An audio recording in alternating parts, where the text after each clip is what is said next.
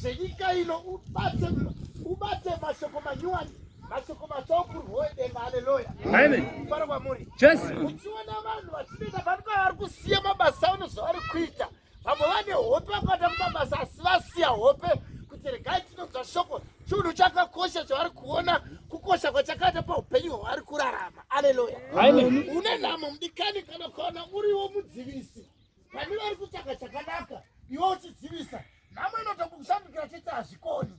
Amen. Fara kwamuri. Amen. Yes. Tiri panyika ino idadaro uye tinodarika.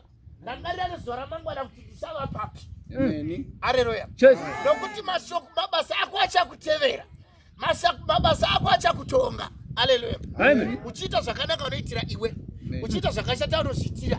Haleluya. Amen. Saka chiziva kuti kana iwe uri muitiro zvakaipa zvichakubomotera chete.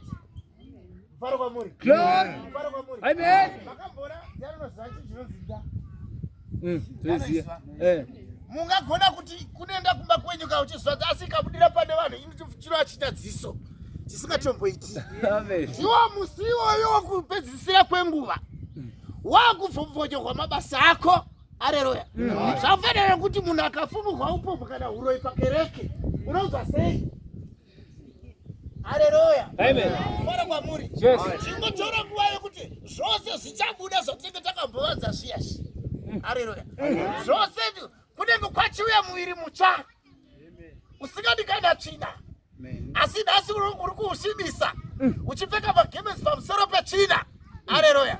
Yatova imwe shamu yauri kuzama kutsvaka iyoyo. Zvichakuomera vasvika vega paGetkenani, zvichakuomera. Zvichakuomera vasvika vega paGetkenani, zvichakuomera. Zvichakuomera vasvika vega paGetkenani, zvichakuomera. Zvichakuomera vasvika vega paGetkenani, zvichakuomera.